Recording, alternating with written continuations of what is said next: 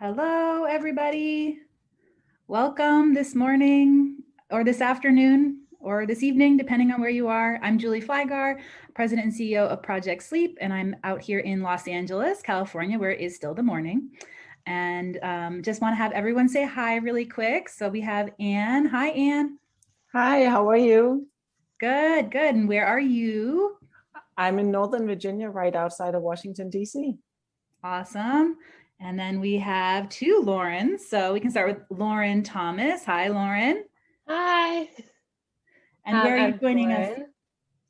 I'm joining from Rye Brook, New York. That's right outside New York City. Very cool. So another East Coaster, and Lauren Oglebsby. Did I say it correctly? I should know how to say your last name. Yep. Hi. And I am joining from Virginia as well, but I'm in Central Virginia near Charlottesville. Very cool. So I'm going to go ahead and pull up the slides for today's broadcast. Let's see. Try that again. Please, everybody, share where you are tuning in from. And we'll put that in presentation mode, hopefully. There we go. Okay. Lauren, you want to go ahead and share? Sure. Thanks for joining. Yeah. Oh, Lauren, sorry. Hi, Lauren. This is going to get confusing. Lauren O. Okay, so just a few little housekeeping things before we get into our topic today. When you join us, please share your state or country that you're tuning in from. We love to see where everybody is joining us from. If you like, you can share what brand of nerdiness you identify as or with. Please like, comment, share this video. The more engagement we have on Facebook, the more exciting Facebook will think it is and the more people will reach. Remember that this video is going to be recorded and it's going to be available through different channels through Project Sleep, and the comments are going to stay with the video. So anything that you say on here will be public. So just make sure anything that you comment, you'll be comfortable with other people seeing. We are doing these broadcasts for educational purposes. If anything comes up for you that triggers questions about your medical needs or condition, please take those to your sleep specialist or neurologist. And after the broadcast, we'll be putting a toolkit together that highlights insights and information that we've shared and that you've shared. And we'll be publishing that as soon as we can.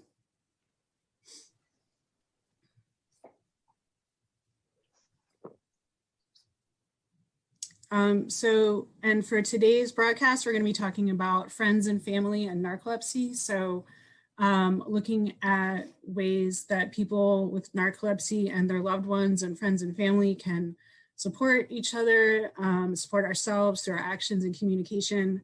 There's definitely a lot of research looking into the impacts that narcolepsy symptoms can have on individuals and their families and relationships. And we're going to be highlighting some of that research when we put the toolkit out, but today we really wanted to focus on strategies and solutions for just communication and support. So yeah, and then we have some discussion questions for folks as we're going along. Please comment with your answers to these questions, your insights and experiences. And this can be for people with narcolepsy or for people who are friends and family, loved ones, supporters of somebody with narcolepsy. So our first question is, what's something that someone has said or done that made you feel seen, heard, or supported? And then what resources have you found that have helped you better understand and communicate with your loved one? So we really want to hear from everybody what your insights and experiences have been with giving and receiving support. Thank you, Lauren O. And you'll report back to us on some responses that we get from people on Facebook as we go through, which is always so fun. And now I'm going to go ahead and introduce our featured panelists. special guests, Lauren Thomas and Ann Taylor. We're so honored and excited to have both of you joining us today. So I was just hoping that you could actually share, your background and your experience in your own words and introduce yourselves a little bit. So Lauren Thomas, you want to go ahead and introduce yourself? Sure. Hi, I'm Lauren Thomas. I'm 30 years old. And as I said, I live outside of New York City. And I have narcolepsy with cataplexy. I was diagnosed in 2019 when I was 28 years old. And it was a long journey to get diagnosed. The amount of time that it takes between the symptom onset and diagnosis is about 8 to 15 years. And for me, it was 13 years. I definitely struggled with depression, anxiety. I was diagnosed with ADHD in middle school, and when I was 15 years old, I would definitely say my sleepiness became very noticeable and a major challenge in my life. I had a sexual trauma, and so that definitely made me, my family, really kind of take the mental health route. And I think that because of everything that was going on and just trying to cope and to heal, my sleepiness really got labeled as a symptom of depression, which really just kind of got passed off for years and years and years until, when I was 28 years old, about 115 more pounds heavier than I am right now, working with an endocrinologist trying to figure out, why I wasn't gaining weight, why I couldn't sleep, why I kept getting, sick with every little thing. He was the one that finally recommended me for a sleep study. So it definitely wasn't something that I even knew to look into because I was, definitely guided down the mental health route. And, in terms of symptoms, they all kind of, did make sense in terms of, everything that was written on the paper. But I definitely knew deep down that, I had done the work, I had, healed, so to speak, and really wanted to get on with my life. And the sleepiness was just something that I couldn't shake and, never really felt, authentic to just keep labeling it, as something that I need to work harder in therapy. So my journey was definitely filled with a lot of gaslighting, but also a lot of family support, because I think without my parents and even, my social, my friend circle, always, advocating me, believing me, not judging me.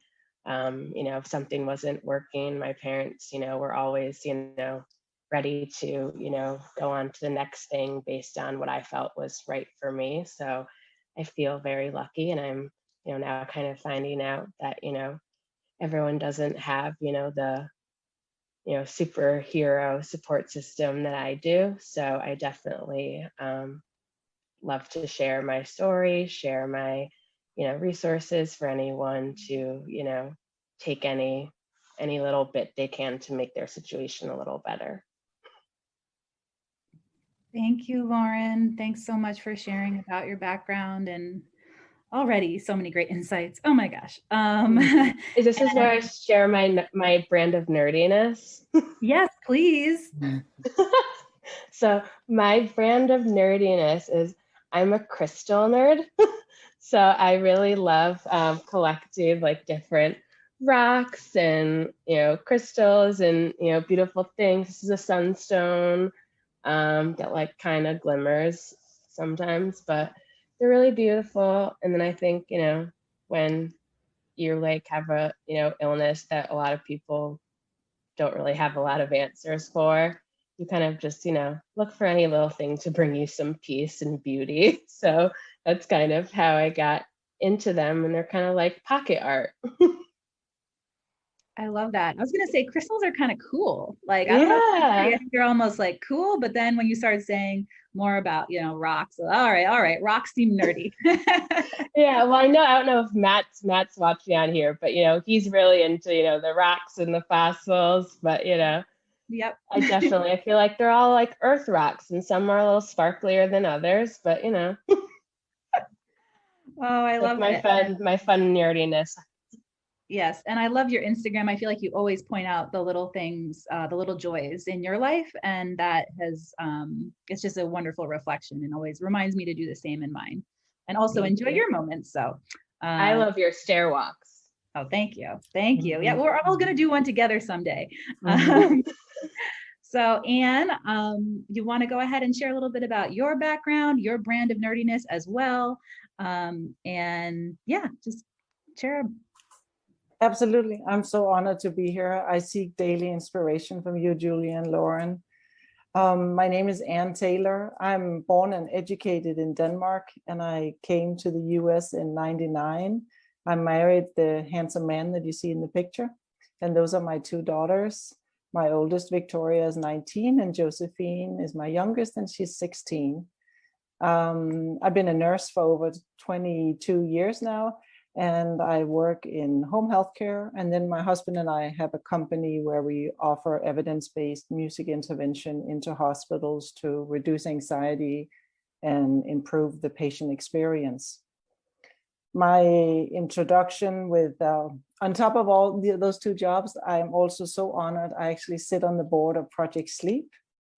And I'll come in a little bit later and talk about why that makes so much value for me and for my family. But my youngest daughter was diagnosed when she was 13 with narcolepsy, initially without cataplexy. A little later it was with cataplexy and also obstructive sleep disorder or sleep apnea. For many years now, looking back, she's just been suffering, but I had no idea. And I felt so guilty as a nurse that I actually hadn't seen the signs and symptoms. But I got to tell you, in nursing school, nobody teaches you anything about sleep disorders. My daughter's first years in school, she was always sleeping at nighttime. So I thought, of course, that she was getting good quality sleep because it's not something that you can't see. And then she started falling asleep in school and rapid weight gain, and it was just going downhill for a couple of years, and we kept going back to the doctor, and they drew labs and they drew her iron level, and I had very few tools to know what to advocate for. The only thing I just knew was I kept saying something is wrong, but I don't know what it is. And it was extremely frustrating. And one thing that's important to remember is that diagnosis like narcolepsy, it's a neurological disorder. So it affects absolutely everything and every aspect of a person's life. So since we all have mental health and we have physical health and they're all connected, it just affected my daughter's life in every aspect that she encountered. And that in return affects every family member that lives in the same house. So it was a really, really difficult time. It was a lot easier, of course. Once you get a diagnosis, you kind of have a name. And that was when I could start to search for, where do I find support? Where do I learn more about this? Because it was not much that I got from the pediatric sleep labs office after we just got the diagnosis.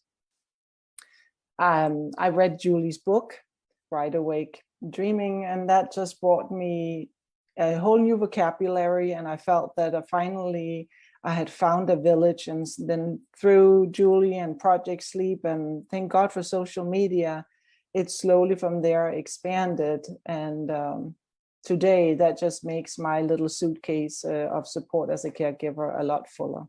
And I'm really happy to be here today. Thank you, Anne. And we all want to know what brand of nerdiness that do you consider yourself a nerd? You know, I do. I'm really inspired by Lauren and the crystals. I, for a long time, was really, really into crystals. The pandemic kind of threw me under the bus. So I'm slowly coming back out and in touch with myself again. And the last couple of months, I've actually really been nerding out in my garden. And I've just been loving the calmness and having my fingers in the soil and planting new plants. And watching spring coming along. So I would say at the moment, my nerdiness is probably my work I do in my garden. Oh, That that's sounds cool. fun. Yes. Okay. So we have lots planned, but I don't know, Lauren. Okay. Do you want to go ahead and share? Should we share a little bit about what people are responding first, or should we get into some of the content? Well, we've got folks joining us from all over the country and Canada. We've got Austin, Texas, LA and California, Maine, DC, Massachusetts, Ontario, Tennessee. Matt is here today from Nashville, Wisconsin, Pennsylvania, Rhode Island. So thank you everybody for joining us. A couple of comments that we've had so far. Jen in Pennsylvania says that something that she felt was supportive was her mom believed that something was wrong with her, despite what doctors were saying. So, and that was really important. And she pushed her to find answers and didn't let her give up. So that family support and persistence in the face of, uncertainty and, just lack of awareness. And then Priyanka says, like nonprofit resources from Project Sleep and No Narcolepsy have been very supportive. I just wanted to add that I too am a crystal nerd. So yeah, coming out as a crystal nerd. I love it. I love it. Safe space. Yeah. And everyone, that's my cool brother on the slide. So this is some of what we prepared, and Lauren T, do you want to go ahead and take us through some of this and your experience with people supporting you through their actions first, and then we'll get to communication skills next. Sure. I definitely kind of since the pandemic, I used to live by myself in New York City. So, when I was diagnosed, I lived alone. I feel like my support wasn't, I guess, as intimate as it has since became since I moved home during the pandemic. So I feel like, I didn't really have those conversations or, confrontations, so to speak, about, kind of needing support, feeling supported. I think since, I was, early trying to, get diagnosed when, I really just was at my wit's end and just were trying to figure it out. So I think since moving home, there really had to be a lot of conversations, just kind of about I just kind of wanted to feel understood. And I think that that's something that we all kind of can relate to.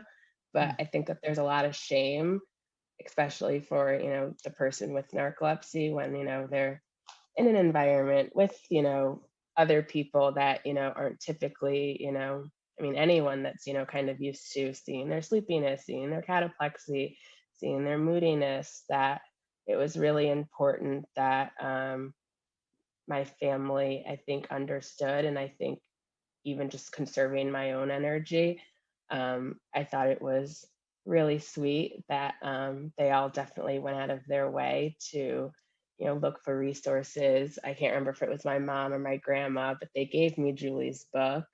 And, a lot of my family members have read it and now friends have read it.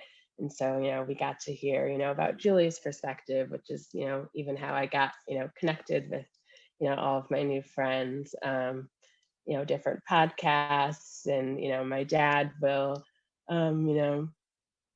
look up YouTubes or, on Twitter, him and Matt are buddies. And even through, his work now, he, is really, kind of like all in on, sleep advocacy. And I just think I don't know, it means a lot to me just to have, them do their own research. And then also, to be able to kind of, see, I guess, observe my daily situation and just kind of see that, yes, it kind of comes in waves and everything is different. But if they kind of just even have a baseline of it's a neurological disease that I need to take naps and I can't really help it. And, you know, I don't know, I think it just makes me feel safer, more protected, more loved, and supported. And then just, being able to participate in, World Narcolepsy Day was, I think, the first event that we all really participated in as a family. Just kind of activities like that have just, even just brought us together more as a family, not even just as a support system for me personally, but, my older brother, it's just like, there are activities that, just bring us closer together and make us support one another, and then kind of spark, other conversations about how one can best support each other. My mom's definitely, I think, the main caretaker of the family, as I'm sure Anne can relate to that as well. But, she's definitely, there are times when, I'm really tired and need help, but I'm also aware that she's really tired, even though it's not the same as my tired. There are definitely, been conversations where, I need to be respectful of that. And, we both kind of have had to work on our communication and understanding of just kind of, it may be different and everything is valid, and, support and communication, that's just kind of, I think, the baseline of, our successful quarantine. Have you had anyone attend doctor's appointments with you? Yeah, definitely in the beginning, my mom normally attends the doctor's appointments with me. My dad definitely, he's if there's ever any, hospital stays, he's really great for the, overnight support. But for the day to day, my mom was definitely with me for, my sleep study and early appointments. And if there ever is kind of a time where I am feeling extra sleepy or I really didn't get sleep that night before, sometimes I'll give my mom a heads up and say, hey, I'm sorry, we didn't plan this, but, I'm not sure if I'm going to really able to comprehend anything that's going on in this appointment. Can you come meet me here? Or can I put you on speakerphone just to like make sure that everything's, checked out? And honestly, she really, 9.9999 times out of 10, she'll drop what's going on to make sure that, she can be my advocate. And it's really helpful just in terms of my memory, and I think just the effectiveness of the appointment. Yeah, I actually haven't ever had a loved one attend a doctor's appointment with me, probably because I was further away from my family physically when I was diagnosed. But I have heard so many good things about that experience. Also, if you have loved ones that don't quite get it, that this can be a way to hear a medical professional, because a lot of people hold medical professionals like in such esteem that if you're face to face with them, that can really help some people come along in their journey of getting it some degree. So and I obviously, if anyone's read my book, they know how much the Narcolepsy Network conference meant to my dad, and how that was just the thing that clicked for him, was seeing other people with narcolepsy, which was separate than hearing about my experience. It was actually him meeting other people with narcolepsy that clicked for him about the condition. So that's interesting too, that it's like actually sometimes better to learn from other people with narcolepsy. And of course, support groups. Is there anything else on this slide that, Anne, do you want to mention or anything? Yeah, I just want to say there's so many things I can relate to. Quickly, I want to say the podcast, we very often just play them out in the house, and then everybody can listen in with whether they're doodling or drawing or cooking at the same time. But there's so much power in hearing other people's stories, because exactly what Lauren said about not every day is the same. And you can only understand as a caregiver and of other family members that not every day is the same if you've heard that from other people too, because then it's not just in our case, our child. So that just helps a lot. And you can tune out if you don't want to listen, but especially for my husband, it really benefited that we listen to these different podcasts and some of your programs that you do on Project Sleep. It just brought the picture a little bit bigger for us, and and to hear about other people in different age groups. When you have a child with narcolepsy, it's so difficult not to look too much out in the future. And when I worry too much about the future, I always think about, Julie told me, just worry about the now. And so I keep telling myself that, but it's kind of coming with the role of being a parent. You wonder about how's the next step going to be? How's college? How's the next phase in life going to be? In regards to the doctor's appointments, because Josephine is 16, she's still a minor, so I have been going with her all along. But I have deliberately the last year started to prepare her for each appointment because I want her to learn. And she's already doing such a great job on how to advocate for herself. So we talk about before the appointment, obviously, and I love this telemedicine. It's so convenient and it's great, and you don't get tired from driving to the doctor's appointment. But we have done a lot of preparing before the call. What is it that we want? What goals do we have? What is it that we want to talk about? Maybe even writing it down. And she's starting to take over and start to talk to the doctor about, this is how I feel, and what could the next step be. And she's also learning that medication is just only a part of the so-called treatment, but there's not a cure. And very often she has also learned now that it's individual. How it works for somebody else might not work for you. And deliberately, I want her to feel that empowerment, that she's also in control of the next actions. And I know that the better I teach her now how to deal with the healthcare system, the better off she will be when she becomes an adult. Unfortunately, as a nurse, I also know all the potholes and the parts of healthcare that's not working.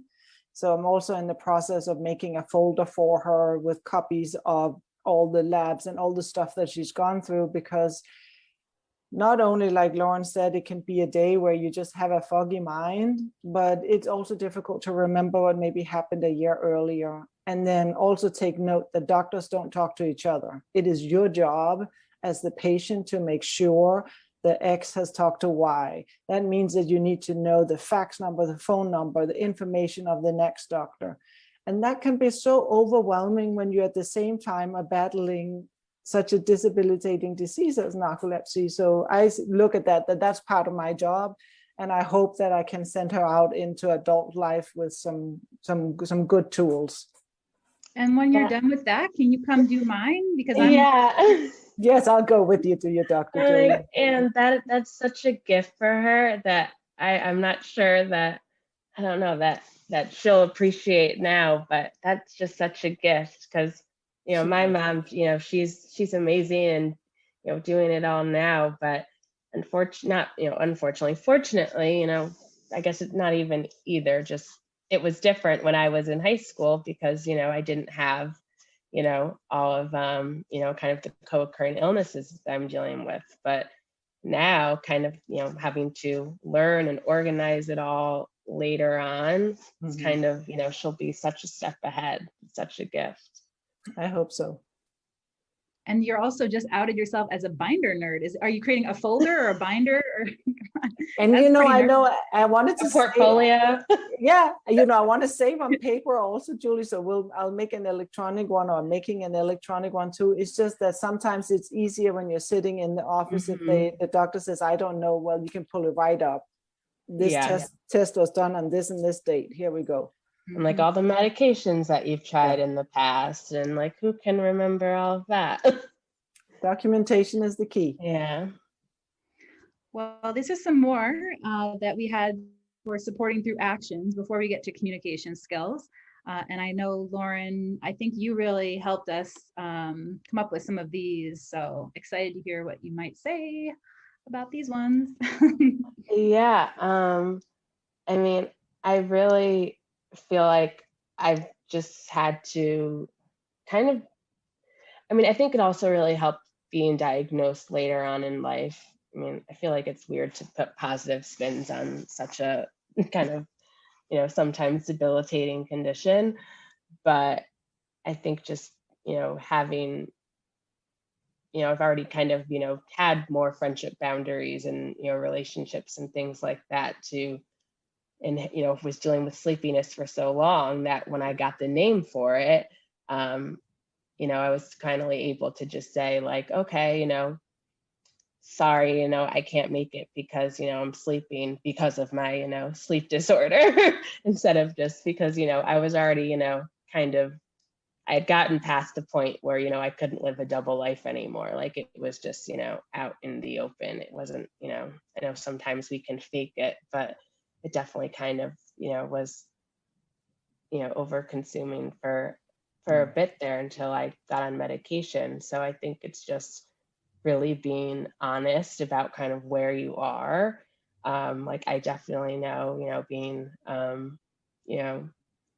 woman that, there are definitely like certain, weeks out of the month that like I know that my body is just not going to function. Like my brain, my, my legs, like anything, it's just kind of out of commission. So like I, got this is a tip from another person in our community.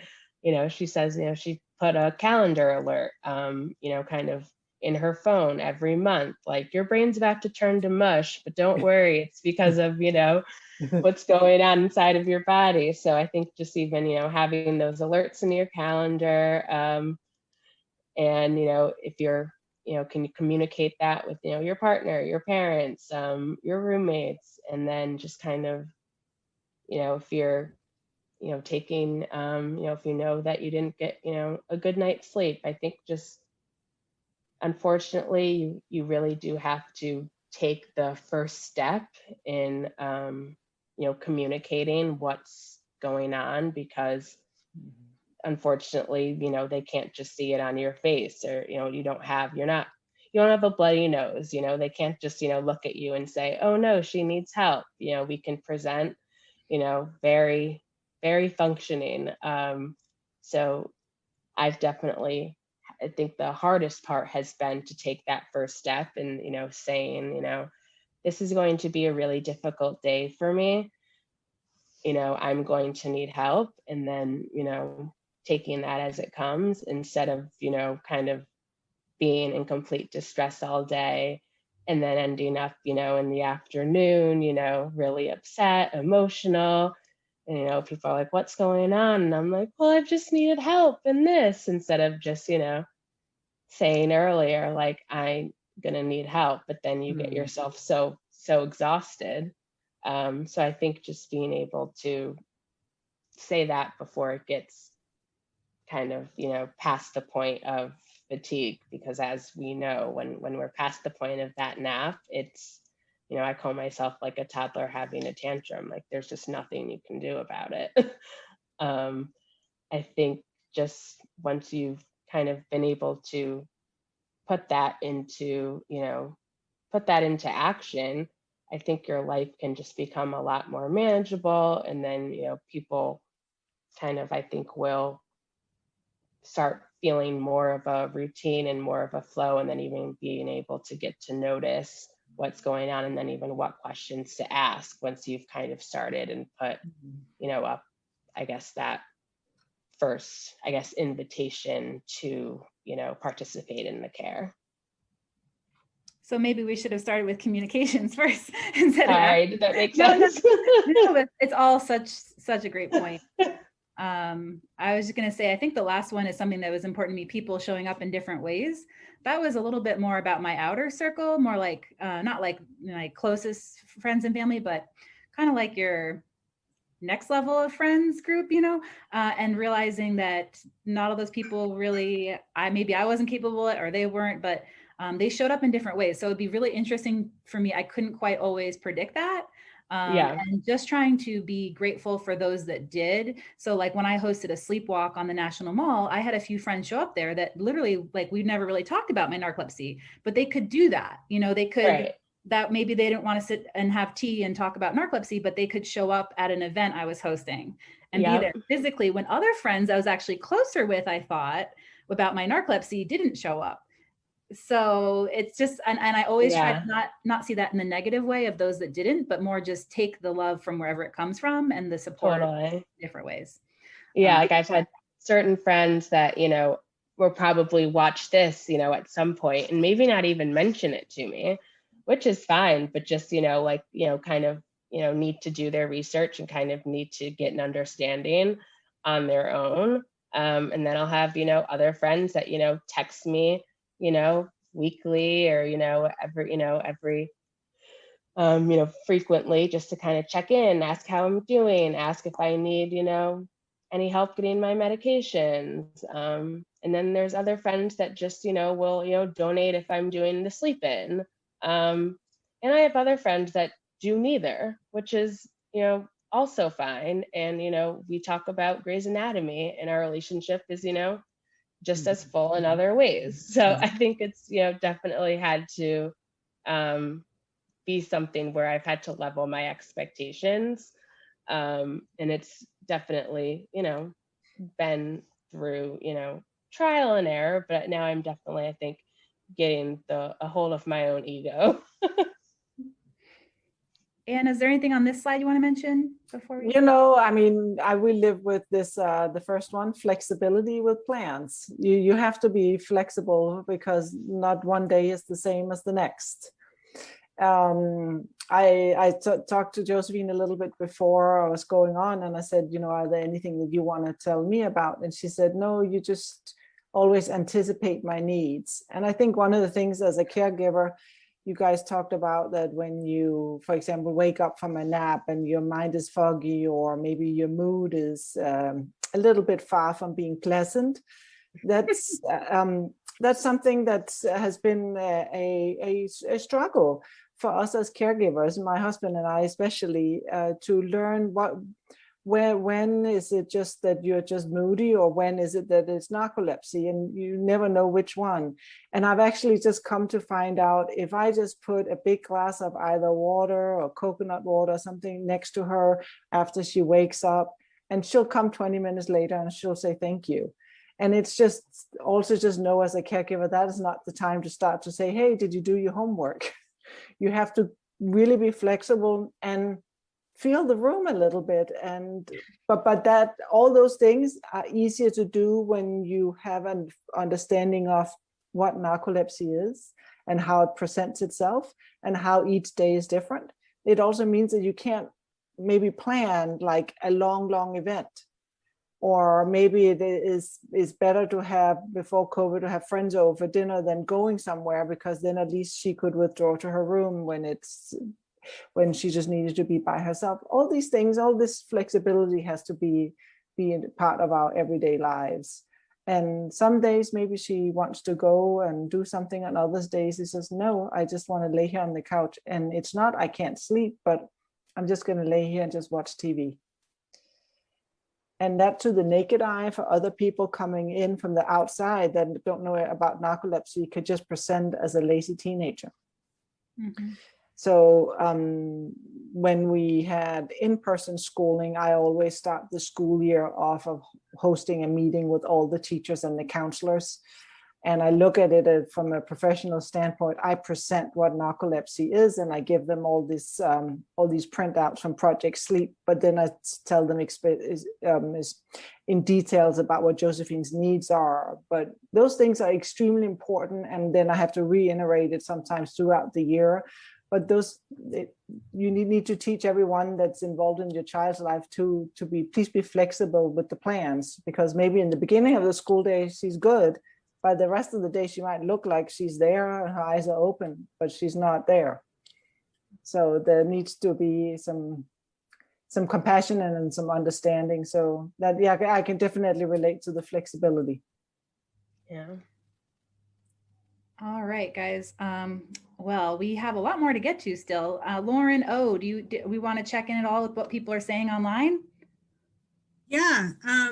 So a lot of people have been sharing what makes them feel supported or how people have supported them in the past. Shannon, hi Shannon, says that it's the biggest compliment to her when somebody researches your condition to know how to be there for you. And Lauren in Richmond, another Lauren in Virginia, says, agrees with Shannon and adds that, also when they ask you about your experience and ask about things that Google might not be telling them. So really getting your perspective on your experience. And another action that Lauren says is really supportive and touching is leaving somebody leaves a travel neck pillow in their car just for her, which is. Oh, And then Megan has a daughter who was diagnosed with narcolepsy last fall, and her daughter's going away to college in August and was looking for suggestions on how she can support her daughter from afar. And so Lauren made some suggestions about checking in with texts to just, see what she's up to, how her classes are going, how she's doing with making friends, and if there's anything she needs help with. And then Lauren also shared that, when I guess when she first moved out, like her mom used to bring her groceries and take her clothes home to wash and bring back to her each week, and did a lot just kind of in like practical support when she was freshly diagnosed and hadn't yet found a medication that was really working and was struggling a lot. So just knowing that her mom was there to check in on her was really helpful. And then Taylor says that early on in her journey with narcolepsy, she fell asleep in the airport and missed a flight, and called her mom many times. and she called her mom, and her mom talked her through the panic and got her on another flight and didn't make her feel bad about what had happened. And that felt really supportive.